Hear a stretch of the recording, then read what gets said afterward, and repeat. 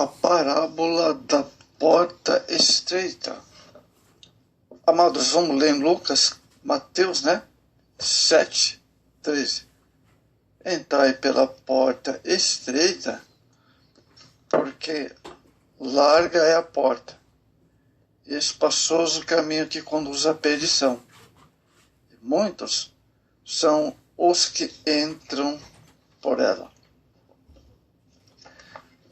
Amados, o objetivo maior do ser humano é conhecer Cristo através dele, ser cidadão do reino dos céus. Hebreus 11:14-16. Esse reino não é desse mundo, como disse Jesus, e se encontra em toda parte, mas os homens não o reconhecem. Amado, Senhor Jesus faz uma aplicação de seu ensino ético e ilustra os dois caminhos opostos da peregrinação da vida e usar essas figuras de porta e estradas. Primeira coisa importante, Jesus nos convida a trilhar o caminho da renúncia. Entrar pela porta estreita, porque larga é a porta, espaçoso é o caminho que conduz à perdição, e muitos são os que entram por ela. Mateus 7:13, verso 14. A expressão usada por Jesus para descrever o caminho da renúncia como sendo a porta estreita e o caminho apertado é mais exemplo da felicidade de sua terminologia. A porta estreita transmite a ideia de que só se pode passar por ela quem não tiver carregado bagagens volumosas, ou seja, quem obedecer o requisito básico de renúncia do mundo, deixando para trás seus apegos à vida passada. Hebreus 12:1. Às vezes, trilhar o caminho da renúncia implica em reconhecer a dor, sofrimento, perseguição, amor a Cristo.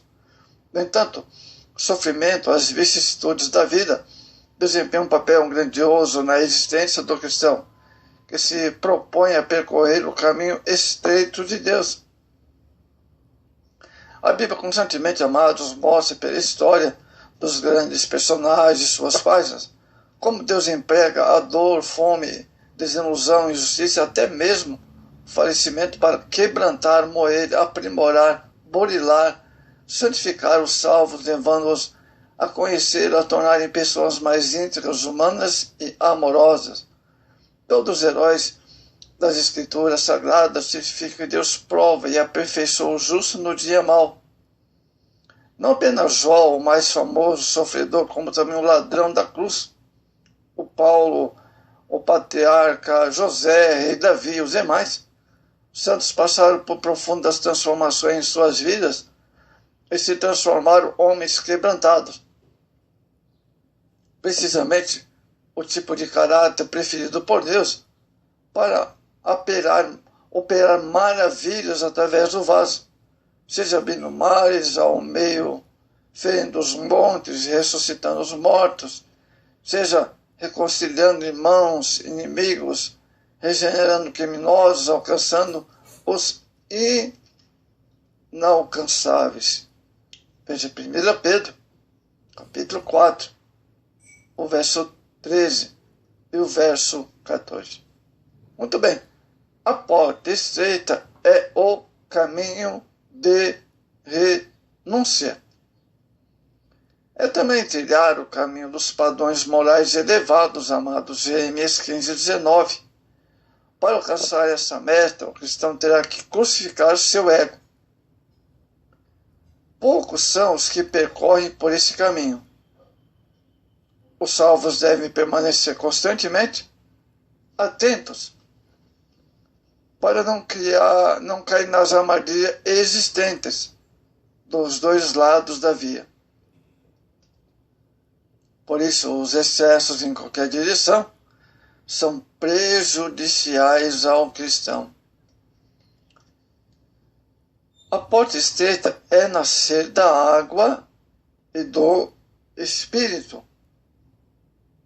Nesse sentido, Jesus disse ainda: em verdade te digo que, se alguém não nascer de novo, não pode ver o reino de Deus. Evangelho de João, capítulo 3, e o verso 13. A expressão simbólica nascer de novo refere-se ao nascimento espiritual, que ocorre quando a pessoa entrega sua vida a Cristo, tornando-se simbolicamente uma criancinha. 1 Pedro, capítulo 1, verso 3. A criança é completamente dependente, não tendo, portanto, uma bagagem de autossuficiência, o que facilita, assim, sua passagem pela porta estreita, não tendo nenhuma dificuldade em confiar inteiramente na graça de Deus. 1 Pedro 1,13. Outro ponto importante. A porta larga representa a frouxidão moral. Frouxidão moral, grave isso. A porta larga. O caminho largo e espaçoso deve ser interpretado como sendo o caminho do pecado, que sem dúvida afunda o homem ainda mais nas trevas da ignorância e do sofrimento. Provérbios 14, 12. Primeiro ponto importante aqui, a porta larga representa o caminho da licenciosidade. Para a pessoa que, como o jovem rico, referido nos evangelhos, Marcos 10, 17, por exemplo, já obedece aos preceitos básicos da lei. O que falta é renúncia ao mundo, simbolizada na parábola pela renúncia aos bens materiais.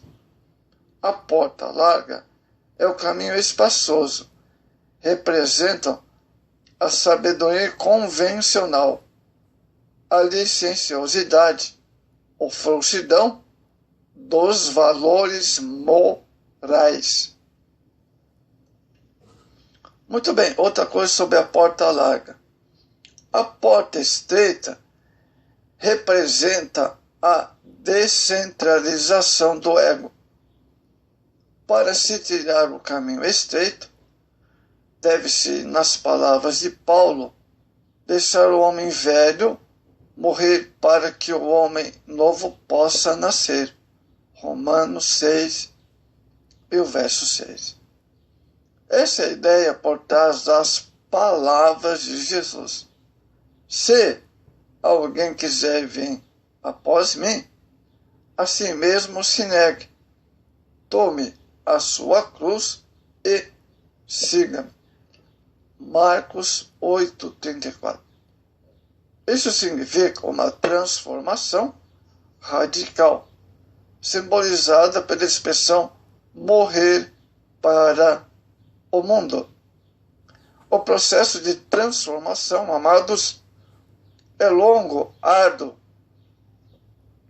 Isso porque a personalidade centrada no ego resiste por todos os meios a qualquer mudança, erguendo barreiras, racionalizando sempre como todo tipo de argumento, o porquê não pode e não deve mudar.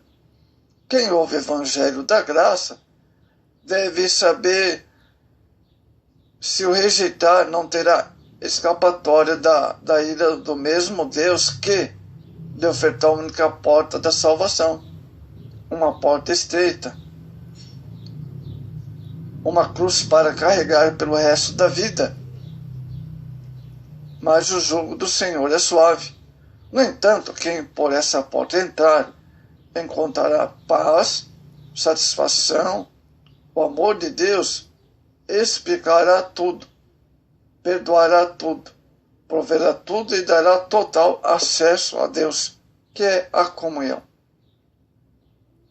O amor divino é algo complexo e misterioso, mas possível e digno de ser vivido pela igreja em toda a sua plenitude, convivendo com os irmãos, suportando as falhas uns dos outros, confessando suas culpas uns aos outros, edificando, consolando mutuamente, exercendo disciplina, denunciando a injustiça social, reprovando, exemplificando toda forma de iniquidade, impureza, dentro e fora do templo.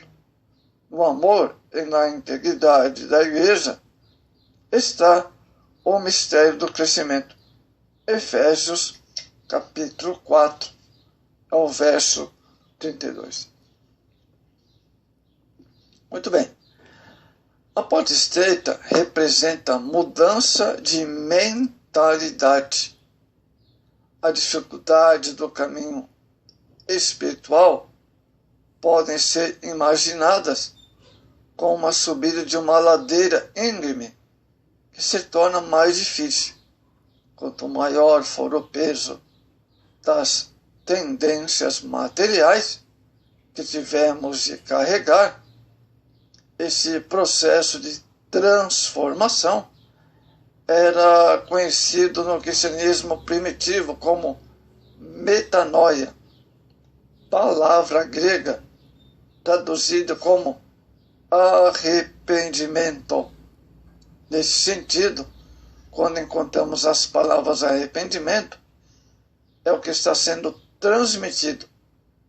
É a ideia de mudança de atitudes, valores e orientação de vida, devido à mudança de mentalidade.